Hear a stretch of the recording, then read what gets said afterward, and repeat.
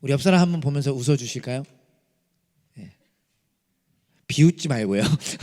비웃지 말고 웃어주시면 감사합니다. 네. 지난주 우리는 말씀을 통해서 저와 여러분들은 흔들리지 않는 나라를 받은 사람들이다 를 기억해야 함을 주목했습니다. 한 주간 그렇게 한번 살아보셨나요? 제가 체크 못 해봤는데 3가지 훈련을 해보자 했습니다. 첫 번째, 한 멋진 형제님이 첫 번째 했더니 그래도 생각해 주시는 거죠. 그냥 시간은 지나갈 것이고 목사님 금방 얘기할 것이고가 아니라 이렇게 딱 이렇게 하면서 감사해요. 말씀을 듣고 순종하는 훈련 하자 했습니다. 말씀을 듣고 순종하는 훈련. 두 번째, 감 훈련 아니죠? 감사하는 훈련. 감사하는 훈련. 감사했어요. 제가 봤는데 감사했습니다. 세 번째, 예배하는 훈련. 혹 우리가 다짐한 것처럼 결단한 것처럼 살아내지 못했다면 이번 한 주 다시 해보기 원합니다. 여러분 한번 해보세요. 말씀에 오늘 말씀 선포되는 것을 순종하는 훈련, 다시 감사하는 훈련, 예배하는 훈련 함을 통해서 우리가 다 함께 더 성숙해지기를 소망합니다. 오늘 본문을 통해서는요, 히브리서 기자가 기억하실지 모르겠습니다. 제가 히브리서 11장부터 쭉 나눴는데 믿음으로 사는 사람이라는 제목으로 제가 그 주제를 가지고 쭉 선포하고 있는데, 오늘 본문에서는 믿음으로 사는 사람은 사랑하며 사는 사람이다 라고 선포하고 있습니다.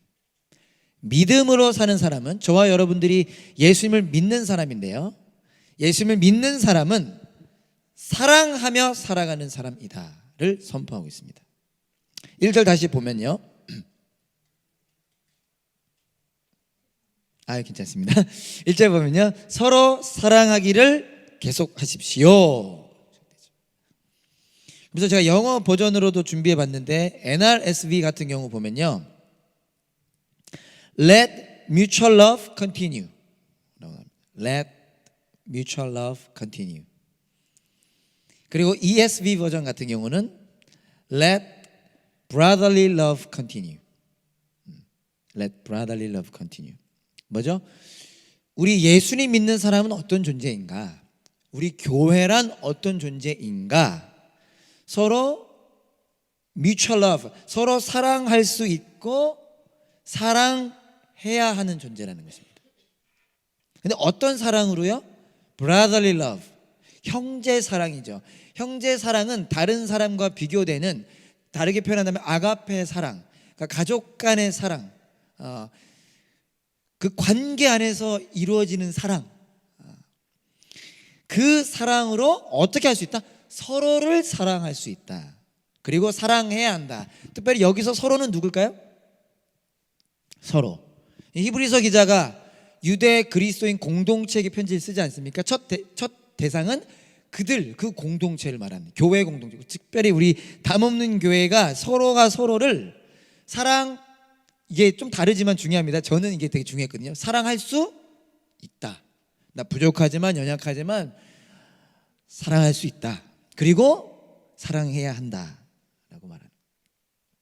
문제는 뭐죠? 그렇죠. 문제는 이 사랑이 어렵다. 제가 몇 번 예화를 들었을 때 참 많이들 공감하셨는데, 그 고슴도치 딜레마 생각나시나요? 우리가 참 서로가 필요한 존재로 만들어졌음에도 불구하고 가까이 가면 가까이 갈수록 서로가 서로를 찌르는, 그것이 이제 연약한 인간이라고 할 수 있는데, 사랑 참 어렵습니다. 좋아하는 사람 사랑할 수 있죠. 내가 마음에 드는 사람 사랑할 수 있습니다. 나와 맞는 사람 격하게 반응해 주셔서 감사한데 사랑할 수 있습니다. 하지만 나와 좀 다른 사람을, 나와 좀 맞지 않는, 혹은 나와 어려움이 있는 사람을 사랑하는 것 어렵다. 그런데 오늘 히브리서 기자는 뭐라고 얘기하느냐? 우리는 그럼에도 불구하고 서로 사랑할 수 있고 서로 사랑할 수 있는 존재이기 때문에 사랑해야 한다라고 선포하고요. 그 이유를 뭐라고 얘기하느냐? 8절에 보면, 사실 8절은 더 정확하게 표현한다면 7절과 9절을 이어주는 말씀이기도 하지만 오늘 저는 전체 문맥과 같다고 생각해서 여러분들과 나누는데, 8절에 보면 이유를 그렇게 말합니다. 예수 그리스도께서는 어제나 오늘이나 영원히 한결같은 분이십니다. 연약한 우리가 사랑할 수 있는 근거와 힘은 무엇이냐? 도저히 사랑할 수 없을 거라고 세상은 말하지만 우리는 사랑할 수 있는 근거와 힘은 무엇이냐? 예수님 때문이라는 거예요. 예수님 때문이라는 것입니다. 여러분 잘 아시다시피 서로 사랑하라는 말씀은 누가 먼저 하신 말씀이죠? 예수님께서 먼저 하신 말씀입니다. 요한복음 13장 34절 보면, 우리 한번 다 같이 뭐 괜찮은 분들 한번 읽어볼까요? 시작.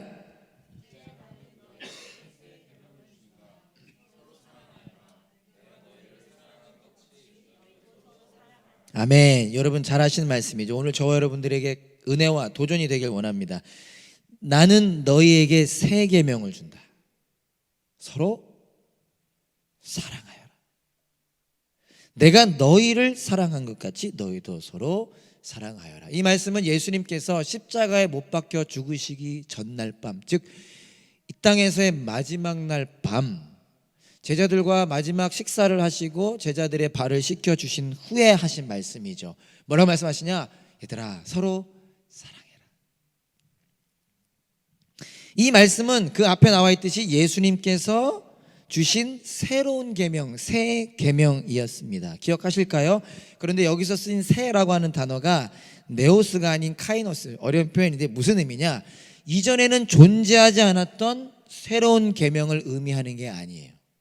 그러니까 더 깊이 말하자면 그렇게도 해석할 수 있지만, 이전에 존재하지 않았던 새로운 계명이라기보다는 하나님이 이미 서로 사랑하라는 말씀은 여러 번 하셨죠. 구약 성경에 여러 번 사랑하라, 이웃을 사랑하라, 원수를 사랑하라 여러 번 말씀하셨습니다. 여기서의 새 계명의 새 의미는 어떤 의미냐? 이전의 계명, 하나님께서 예전에 이미 주셨던 그 계명을 보다 완전한 개념에서 새롭게 하셨다는 의미입니다. 좀 어렵죠? 무슨 말이냐? 서로 사랑하라는 말씀을 하나님 이미 하셨는데, 당시 그 말씀을 들은 이스라엘 백성들은요, 제대로 이해하지 못했습니다. 그 사랑하라는 말씀을 자기들의 기준의 사랑으로 생각했어요. 그리고 그마저도 실천하지 못했습니다. 능력이 없었던, 실력이 없었던 거예요. 왜 우리가 자녀들에게 싸우지 마, 알지만 그 싸우지 마의 의미를 어느 정도 자기들만의 해석을 하고 싸우죠. 애들이 동생 때리면 안 돼, 소중하게 다뤄야 돼, 자기 마음대로 자기 방식으로 하죠. 근데 이걸 예수님께서 새 계명이라고 하셨다. 그게 무슨 의미냐? 참된 의미, 더 깊은 의미가 드러났다라는 것이고요, 그것이 이제는 하나님의 자녀들의 삶 속에서 실현될 수 있게 하셨다는 것입니다. 그러니까 쉽게 말하면 사랑할 수 있게 하셨다는 거예요. 근데 그 일이 어떻게 이루어지느냐, 그게 중요하죠. 어떻게 이루어지느냐? 내가 너희를 사랑한 것 같이, 예수님께서 너희를, 제자들을 사랑하신 것 같이 서로 사랑할 수 있게 된다는 것입니다. 예수님의 사랑을 경험하고 예수님의 사랑을 더 깊이 깨닫고 예수님의 사랑을 더 많이 소유하면서 그때 서로 사랑하는 일이 일어나게 된다는 것입니다. 여러 가지 고난과 아픔 가운데 이 히브리서라고 하는 편지의 첫 독자였던 그리스도인들은 다시 예전의 삶으로 돌아가려 했습니다. 너무 힘이 들어서 하나님 살아계신 걸까? 하나님 정말 나와 함께 하시는 걸까? 다시 예전으로 돌아가려 했습니다. 그 예전의 삶은 믿음 없이 살아가는 삶, 그리고 서로를 사랑하지 않는 삶. 싸우지만 않으면 되는 거 아닌가? 그런데 그 소식을 들은 히브리서 기자가 뭐라고 말하고 있는 것입니까? 서로 사랑하십시오를 넘어서 1절에서 뭐라고 얘기했어요? 다시 보여주실까요? 서로 사랑하라 정도가 아니라 서로 사랑하기를 계속하십시오. 그러니까 원래 사랑했던 사람들입니다. 그리스도인들이니까요. 물론 그 크기는 작고 크고의 차이는 있을 수 있지만, 하지만 다시 예전으로 돌아가 서로 사랑하지 않으려 했던 사람들에게 말하기를 서로 사랑하기를 계속하십시오. Continue. 근데 그렇게 말할 수 있는 이유와 근거가 뭐라고 했습니까? 예수님께서 그들을 사랑하셨기 때문입니다. 그리고 오늘 8절 다시 한번 보여주시면, 어제나 오늘이나 영원히 한결같은 예수님, 즉 그들을 사랑하신 예수님께서 지금도 나를 사랑하고 계시고 영원히 나를 사랑하실 것이기 때문이에요. 나처럼 부족하고 연약한 자를 하나님 살아계신 걸까 의심하며 다시 예전으로 돌아가려 하는 나를 지금도 내일도 영원히 사랑하시는 분이 예수님이시기 때문에, 저 히브리서 기자 뭐라고 얘기하는 겁니까? 그 예수님을 바라봅시다. 그 예수님의 사랑을 더 깊이 갈망합시다. 그럴 때 우리가 어떻게 되는 거예요? 서로 사랑하기를 계속 할 수 있는 것입니다. 믿으시나요? 네. 자신 있으세요? 제도 형제만 네 대답했습니다. 자신은 없을 수 있어요. 저도 자신 없을 때가 있어요. 자신 있을 때도 있고요. 그러나 자신의 문제가 아닙니다. 예수님의 약속이라는 거예요. 어제도 오늘도 내일도 영원히 함께 하실 예수님이 나를 사랑하심을 우리가 경험해 갈 때 우리 사랑할 수 있는 것입니다. 바다 같은 주의 사랑이라는 찬양 혹시 아시나요? 제가 젊은 시절에는, 지금도 젊지만 젊은 시절에는 많이 참 찬양했던 찬양인데 1절 가사가 이렇습니다.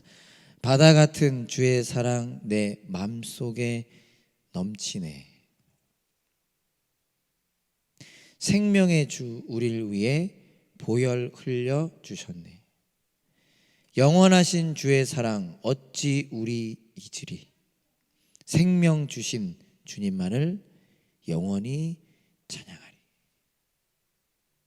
바다 같은 주의 사랑이 우리를 향하고 있습니다. 지금도 부어지고 있습니다. 근데 그 사랑이 내 안에 차고 넘칠 때, 가득 차서 넘치면 흐를 수밖에 없죠.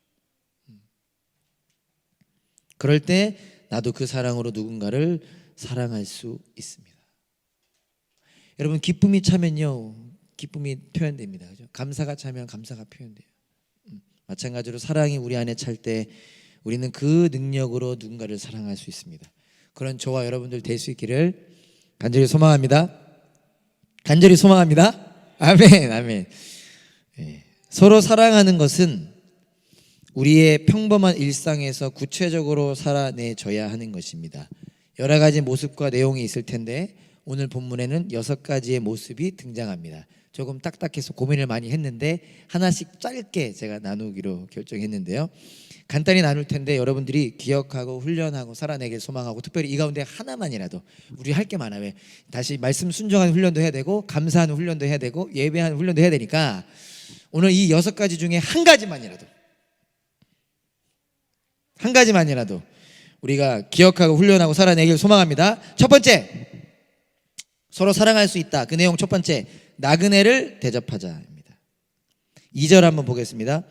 나그네를 대접하기를 소홀히 하지 마십시오. 어떤 이들은 나그네를 대접하다가 자기들도 모르는 사이에 천사들을 대접하였습니다. 하나님은 우리가 나그네 대접하기를 원하십니다.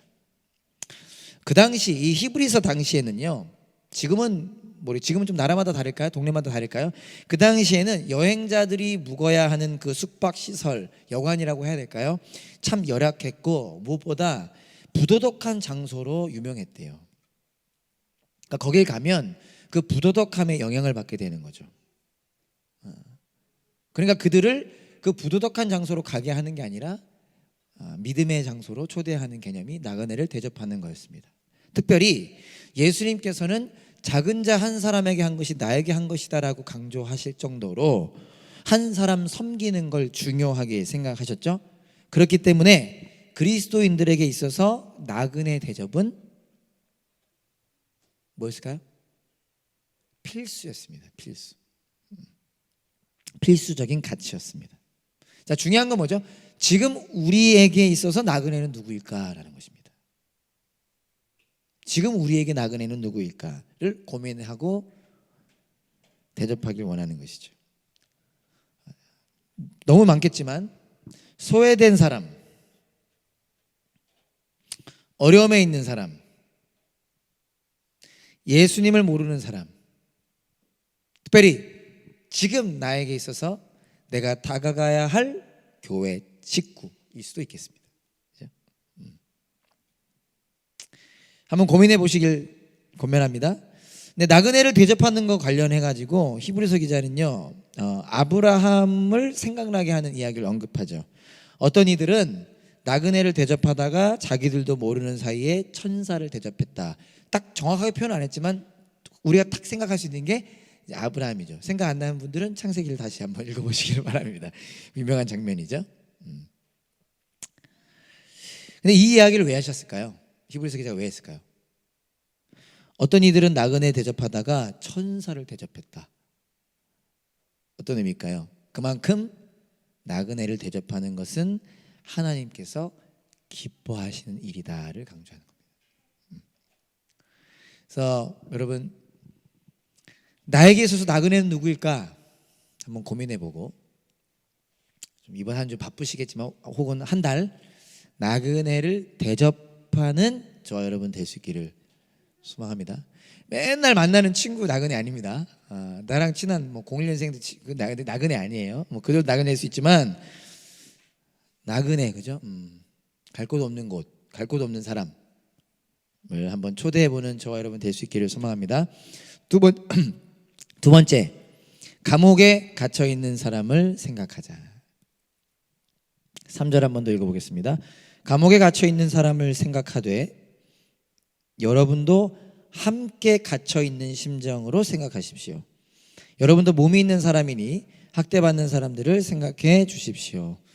하나님은요, 저와 여러분들이 어려움에 있는 사람을 생각하기 원하십니다. 여기 감옥에 갇힌, 우리 주위에 감옥 갇힌 사람은 별로 없을 것 같아요. 있을 수도 있지만 어려움에 있는 사람이라고 생각하면 좋겠습니다. 당시에는, 지금도 그럴까요? 감옥에 갇혀 있는 사람들은요, 누군가가 직접 도움의 손길을 주지 않으면 헐벗고 굶주려 했다 그래요. 그러니까 감옥에서 제공해 주지 않는 거야. 그런 감옥도 있었겠지만 또 어떤 감옥들은 누군가가 음식과 의복을 줘야지만 먹고 입을 수 있었다고 합니다. 근데 문제는 뭐냐? 그런 사람들은, 그 감옥에 갇혀 있는 사람들은 시야에서 벗어나 있어서 잊혀지기가 쉽고요. 그 당시에는 히브리서 앞장에도 나오는데 내가 내 친구 혹은 내 가족, 내 이웃을 감옥에 갇힌 사람들을 도와줬을 때 내가 피해볼 확률이 아주 컸습니다. 그걸 감수하고 했었어야 되는 거예요. 그런데 그 일을 하는 것이 또 사랑의 한 부분이라는 것입니다. 지금 우리 주위에도 어려움 가운데 있는 사람들이 많을 텐데요, 감사하게 놀랍게도 하나님의 말씀은 우리에게 무엇을 기억하게 하느냐? 연약한 나이지만 누군가 어려움에 있는 사람들을 생각하고 도울 수 있다는 것입니다. 내가 부족하지만, 연약하지만 그런 나도 누군가를 생각하고 도울 수 있다는 것입니다. 한 가지 기억하길 원하는 것은, 여기서 감옥에 갇혀 있는 사람을 생각하라는 것은 그냥 생각하는 정도가 아닙니다. 생각하고 끝나는 게 아니에요. 자기 전에 어려움에 있는 사람, 김 목사님 오늘 어렵겠다 생각하고 이렇게 끝나는 거 아니에요. 우리 전사님, 주선생님 힘들겠다 생각하는 그 정도 수준이 아닙니다. 여기서 생각하라, 어떤 의미냐? 그 뒤에 보면 여러분도 몸이 있는 사람이니 라고 표현합니다. 여러분도 몸이 있잖아요. 이게 무슨 의미냐? 나도 그들과 똑같은 일을 겪을 수 있다는 의미죠. 그러니까 약간 좀 무서운 의미도 포함될 수 있는데, 나도 그들과 똑같은 일을 겪을 수 있으니 그렇게 함께 갇혀있는 심정으로 생각하라는 거예요. 나도 감옥에 갇혀있는 것처럼, 나도 어려움에 있는 것처럼, 즉 생각을 넘어서 공감하고 공감과 함께 act, 행동하라는 것입니다. 그러니까 문자라도 보내고, 물론 생각하는 거가 잘못됐다는 거 아니에요. 깊이 생각하면서 기도하는 거 가장 아름다운 것입니다. 동시에 여러분 그 정도 시간 되잖아요. 여러분들 인스타그램 하는 거 보면 시간 많더만.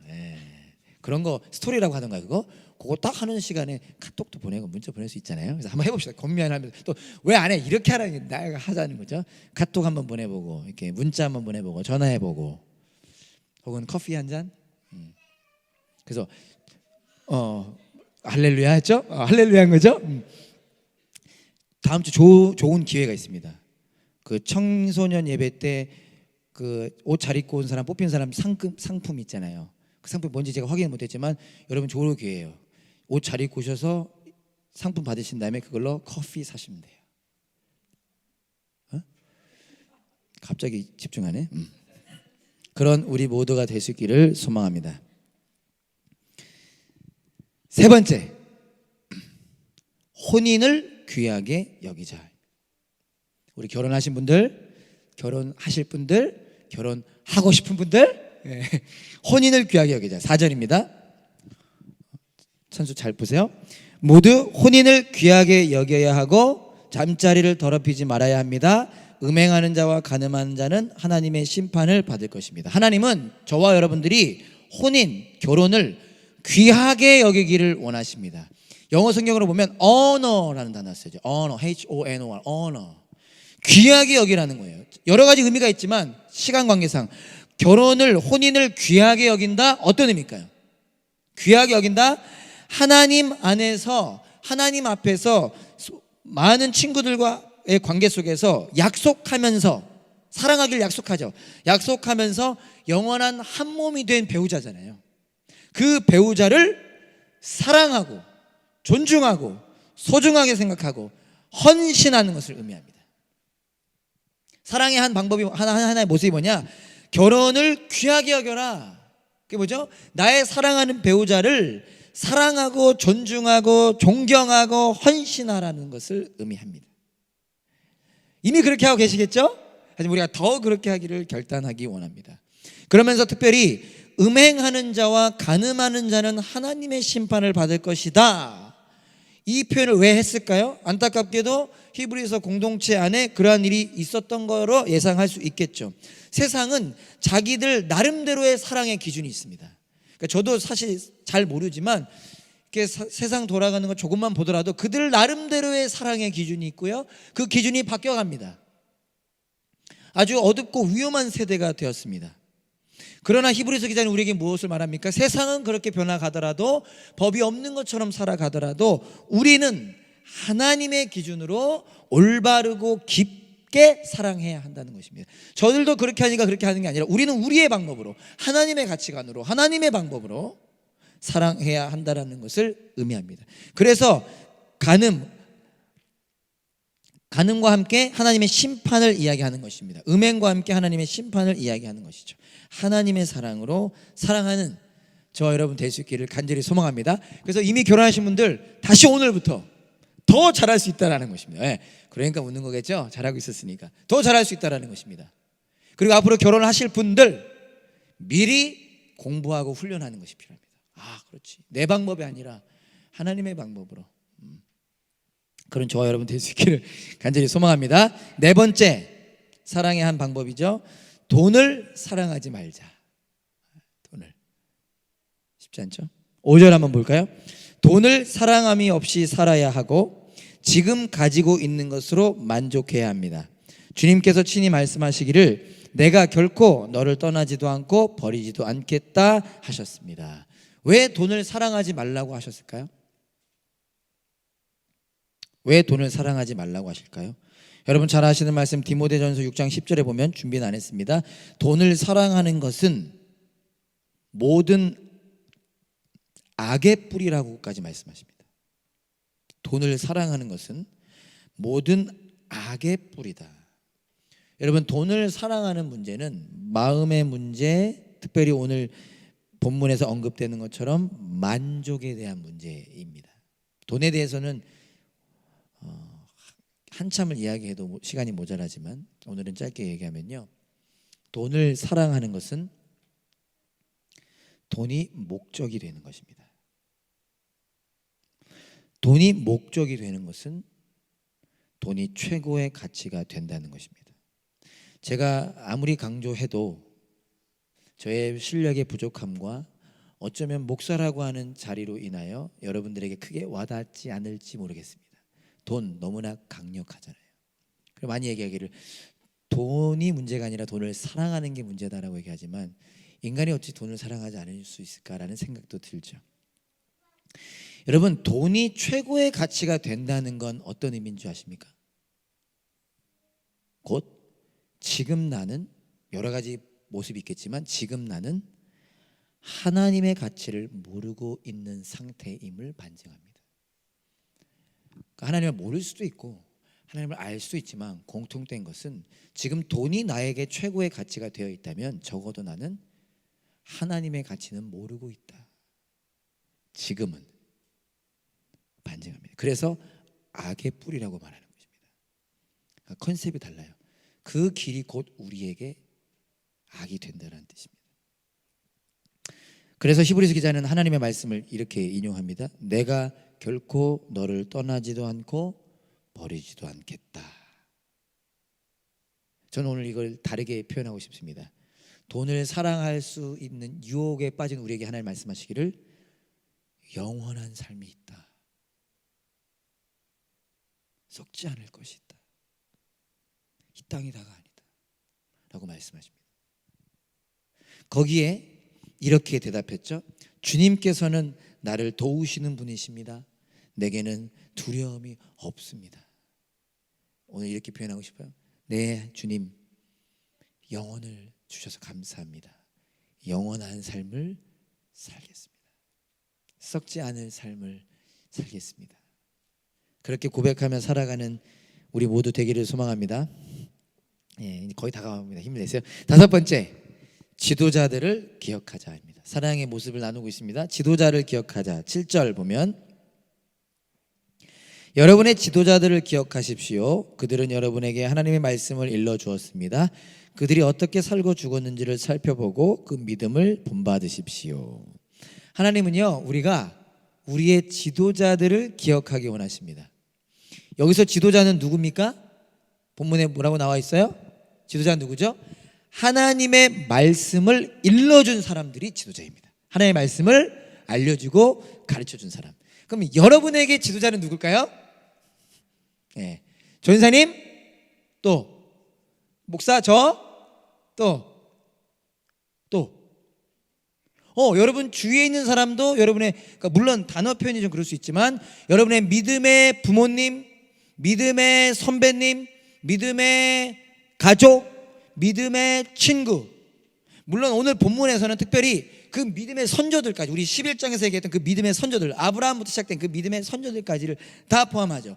나에게 복음이라고 하는 하나님의 놀라운 말씀을 일러준 사람들, 그들이 지도자입니다. 근데 지도자들을 기억하라 라고 말하는 걸 보면 그 당시 히브리서 사람들에게는 지도자 기억하는 게 쉽지 않았던 것 같아요. 왜일까요? 모르겠지만 쉽게 생각할 수 있는 게 너무나 바쁘고 어려우니까요. 이 가까이 있는 사람, 물론 우리는 가까이에 있죠. 너 생각하기 어려운데 지금 이 바쁜 하루하루 살아가면서 어떻게 이렇게 지도자를 기억할까? 그럼에도 불구하고 지도자를 기억하는 건 중요한 일입니다. 왜요? 그들을 통해 하나님의 말씀의 은혜가 흘러갔기 때문이고요. 그래서 그 지도자들을 기억할 때, 자기 전에 지도자를 기억할 때, 혹은 뭐 순간순간 지도자를 기억할 때 결국 그 사람을 기억하는 의미도 있지만 나가서 다시금 말씀을 붙잡고 믿음으로 살아갈 수 있는 힘이 되기 때문입니다. 이상한 거 생각하면 이상한 거에 영향받잖아요. 그러나 믿음으로 살아간, 사랑하며 살아간 선배들을 생각할 때 다시 나도 믿음으로 사랑하며 살아갈 수 있구나라고 하는 힘을 갖게 된다는 것이죠. 그래서 여러분, 믿음의 지도자들을 기억합시다. 우리 선생님들, 전사님을 기억하세요. 너무 얼굴이 빵긋 웃으면서 너무 웃느라고. 그리고 동시에 지도자를 기억하면서 우리도 믿음의 지도자가 되기를 소망합니다. 지도자라는 단어가 너무 부담될 수 있지만 나도 누군가에게 하나님의 말씀을 알려주는 사람, 그런 삼촌, 그런 이모, 그런 친구, 그런 자녀, 그런 부모 될 수 있잖아요. 그런 우리가 될 수 있기를 간절히 소망합니다. 마지막입니다, 여러분. 마지막만 기억하시면 안 되고요. 6번째, 이상한 교훈에 끌려다니지 말자. 한번 따라해 볼까요? 이상한 교훈에 끌려다니지 말자. 여러분, 이상한 교훈에 끌려다니면 안 돼요. 우리 교회는 그런 거 없을 것 같은데 이 멜번에도 이단 엄청 많습니다. 그리고 이단 비스무리한 거 되게 많아요. 가지 마세요. 혹시라도 그럴 일 없겠지만 궁금함이 생기면 꼭 얘기하셔야 돼요. 우리 목회팀에게든 서로에게든 이렇게 하셔야 돼요. 그리고 그런 거는 일러야 돼요.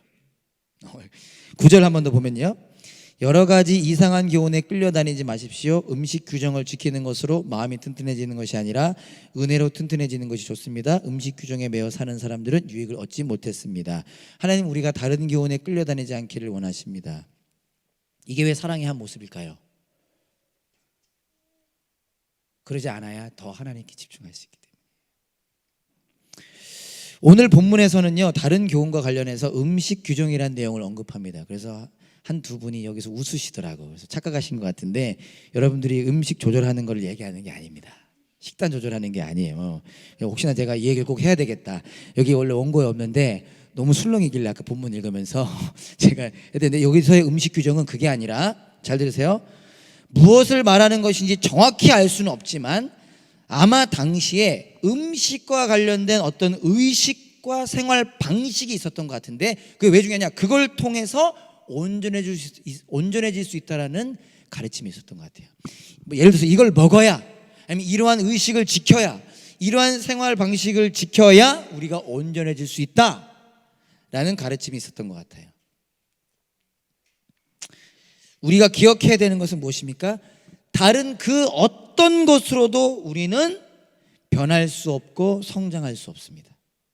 본문에 보면 음식 규정을 지키는 것으로 마음이 튼튼해진다. 물론 도움을 주는 것들이 여러 가지 있을 수 있겠지만 그 어떤 것도 우리의 영혼을 변화시키고 자라나게 할 수 없습니다. 오직 무엇으로? 오직 은혜로, 오직 사랑으로, 오직 말씀으로만 우리는 변하고 성장할 수 있습니다. 그래서 결국 무슨 얘기를 하는 거예요? 믿음의 창시자여 믿음의 완성자이신 예수님을 바라보라. 또 그 얘기입니까?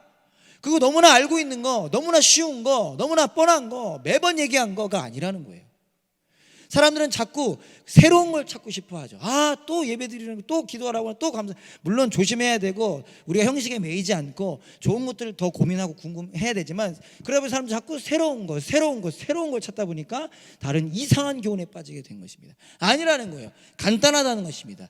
믿음의 완성자, 믿음의 창시자, 우리를 위해 부끄러움을 참으신 분, 하나님 보좌 우편에 앉으신 분, 어제나 오늘이나 내일도 영원히 우리와 함께 하실 그 예수님을 바라보는 것만이 우리를 변화시키고 우리를 성장시켜 결국 우리로 하여금 믿음으로 사랑하며 살아가게 한다는 것입니다. 말씀을 마치겠습니다. 사랑하는 여러분, 정말 여러분들 너무나 소중합니다. 저도 부족하지만 여러분들을 정말 사랑합니다. 정말 사랑합니다. 저도 자신 없을 때가 많지만 여러분들과 함께 이 시간 기도하며 주님의 소망을, 주님의 일하심을 소망하기 원합니다. 우리는 서로를 사랑하며 살아갈 수 있습니다. 우리는 사랑하며 살아갈 수 있어요. 하나님의 말씀입니다. 그것을 꿈꾸며 그렇게 한 걸음 한 걸음 살아가는 저와 여러분 될 수 있기를 간절히 소망합니다. 아멘. 옆 사람 한번 격려합시다.